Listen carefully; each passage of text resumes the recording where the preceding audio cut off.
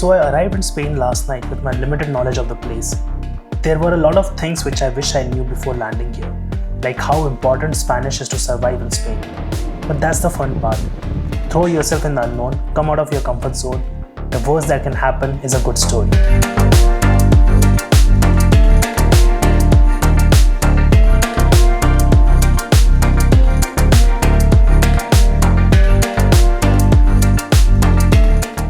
Over the next 17 days, I will be traveling across Spain and will try and experience everything this beautiful country has to offer.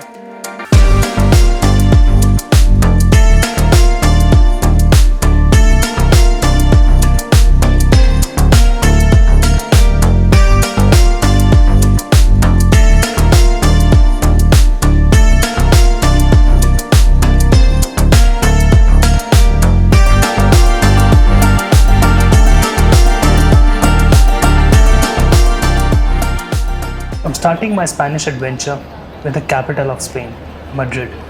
I took a metro from my hotel location and arrived at the city center, which is called Puerta del Sol. My goal is to walk from here to Plaza Mayor, to the Royal Palace of Madrid, and then to the Temple of Debod, and eat along the way at every opportunity I get. I'll try my best to pronounce the names correctly, but if I don't, then I apologize in advance. Puerta del Sol translates to the Sun Gate. The place is quite busy with people trying to take pictures with the famous statue of the bear and the strawberry tree. You can say that it's the city's mascot, as you can find it on nearly every postcard of Madrid. There are a lot of cool cafes, gelato shops and restaurants in and around Seoul.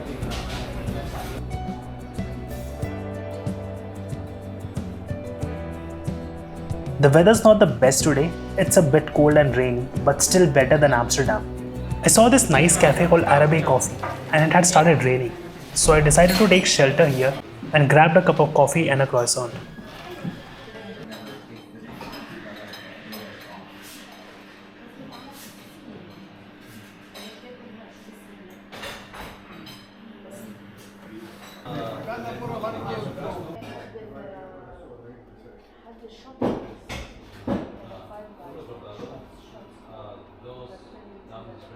The rain had eased down a bit and I started walking again. My next destination was Plaza Mayor. I checked Google Maps and I started walking the street. The street is quite beautiful with some really interesting shops. I saw a cannabis shop here. I'm not sure about the legality of weed in Madrid, but I think you're allowed to smoke in private and not in public places. Then there was a dessert shop selling big waffles, and for obvious reasons it only had female customers. Did you see that? Smoking is injurious to health, but how cool was that? Let's rewind and see that again. I'll put the name of the big waffle place along with all the other places I will be visiting today in the description. So, I will say here, in Spain, of course, it's super important to try the chocolate. Okay, we have the chocolate. I will say, if you want people going out together, here. Chocolate, and the next person maybe. And then I saw a big line in the corner. Let's check what's the deal with that.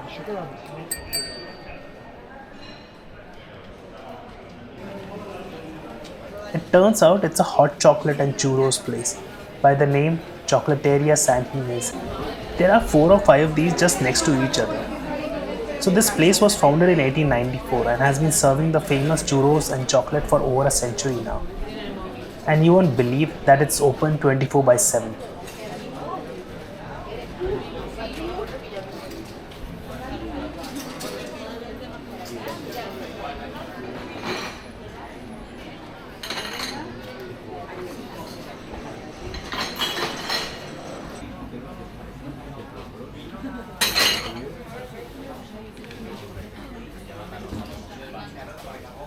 I had to try out the hot chocolate here.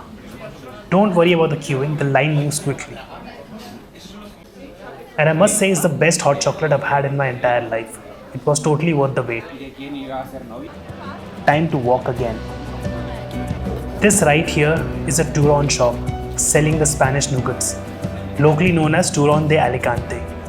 The shop had a wide variety of these nougats, and if you're in Spain, you should definitely try these and pack some for future use.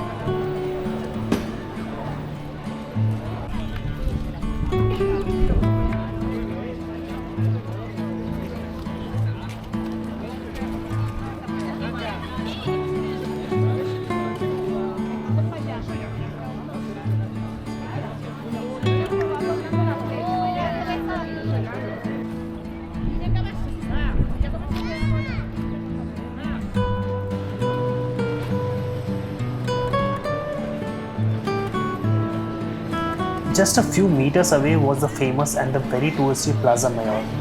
Plaza Mayor has hosted a wide variety of events over the centuries, including markets, bullfights, royal ceremonies, public executions, and even Inquisition trials. Today, it is a venue for more peaceful gatherings such as concerts, festivals, and holiday markets. During the holiday season, Plaza Mayor transforms into a festive Christmas market. One more interesting fact about this place is that it's been burned down 3 times and has been rebuilt multiple times throughout history. The square is a stunning example of Spanish Baroque architecture. It is rectangular in shape, measuring 129 meters long and 94 meters wide, and is surrounded by 3-story residential buildings with 237 balconies facing the square.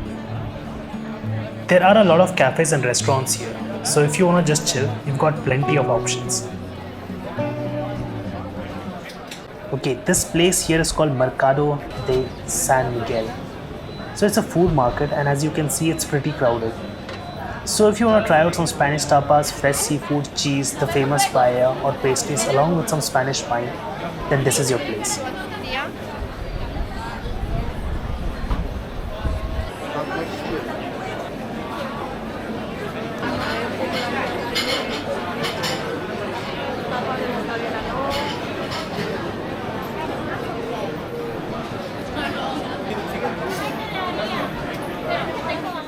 Now I'm heading towards the Royal Palace of Madrid.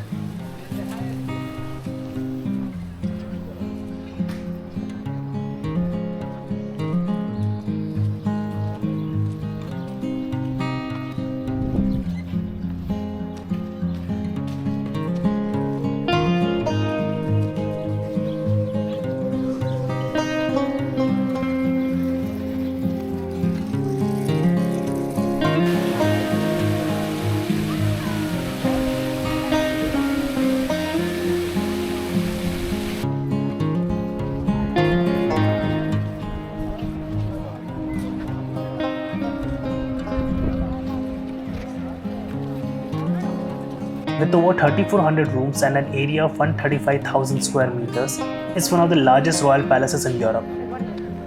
While the royal palace is the official residence of the Spanish royal family, it is primarily used for state ceremonies, official receptions, and other formal events. The current royal family resides in the more modest Zarzuela Palace on the outskirts of Madrid.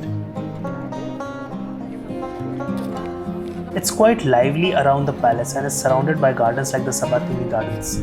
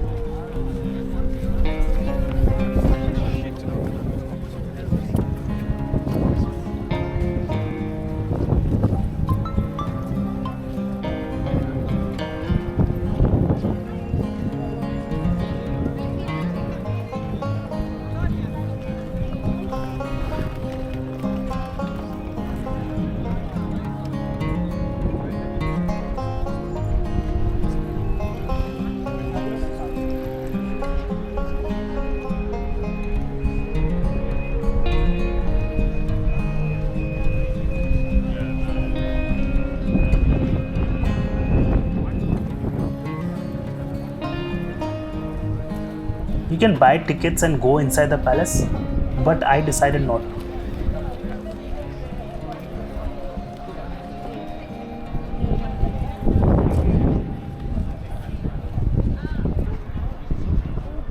Right next to the palace is the La Almudena Cathedral. The idea to build a grand cathedral in Madrid was first proposed in the 16th century, but the construction did not begin until 1883. It was finally completed and consecrated by Pope John Paul II in 1993. From here you can get a view of the courtyards of the Royal Palace free of cost.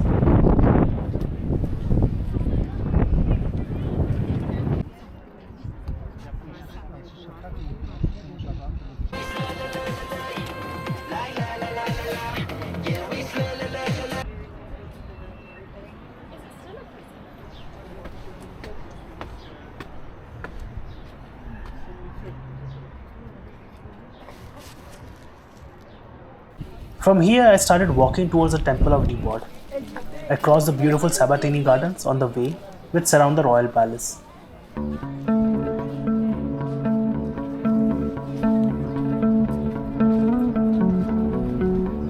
While walking towards the temple, I saw the famous Spanish siesta in action.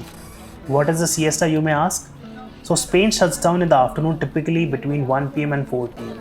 Restaurants, shops, some offices and businesses close down for a couple of hours and everyone goes and takes a nap. The restaurants closed down, no traffic, and there was barely anyone on the street. You may not see that in the video cause I didn't find it interesting enough to shoot empty streets.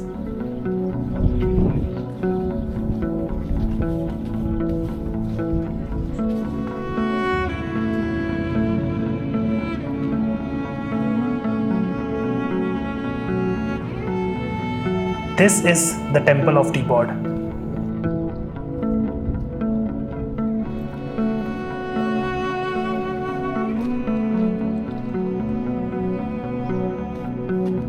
The Temple of Debod dates back to the 2nd century BC. It was originally constructed in Egypt near the town of Debod in the Nubian region as a small single-room chapel dedicated to the god Isis. Over time it was expanded by later rulers including the Roman emperors Augustus and Tiberius. In the 1960s, the construction of the Aswan High Dam in Egypt threatened many ancient monuments with flooding. As a gesture of gratitude for Spain's help in saving the temples of Abu Simbel, the Egyptian government donated the Temple of Debod to Spain in 1968. The temple was carefully dismantled, transported to Madrid, and reconstructed stone by stone.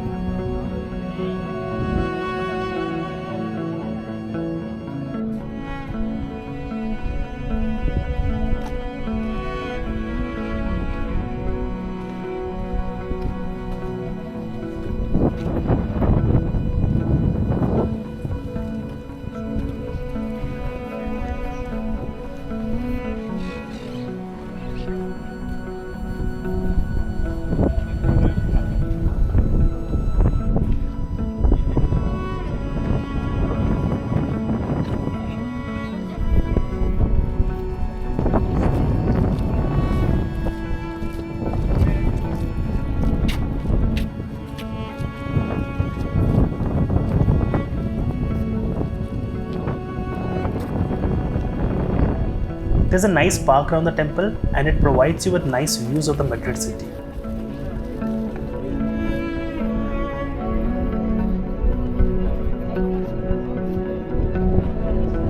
I was hungry and the siesta was over, so I sat down at a restaurant for some food and then started walking back to my hotel. I took the same route back cause places have a different charm at different times of the day. I had never tried a paella in my life, so I found a nice restaurant for dinner and tried the chicken version of it. Though nobody spoke English at the restaurant, but somehow I managed to order the right thing with the help of the Google Translator. Yes, throughout the entire Spain trip, you will hear me whine about how no one speaks English here. Overall, it was a nice day. Madrid is not as boring as most people call it to be. But tomorrow, I gotta wake up early as I have to catch my train to Seville. And I'm sure it gets better from here. Thanks for watching. I'll see you in Seville now. This was my first travel vlog and I hope you liked it. And I would love to have your support. So please like, share and subscribe to the channel. I promise great travel content.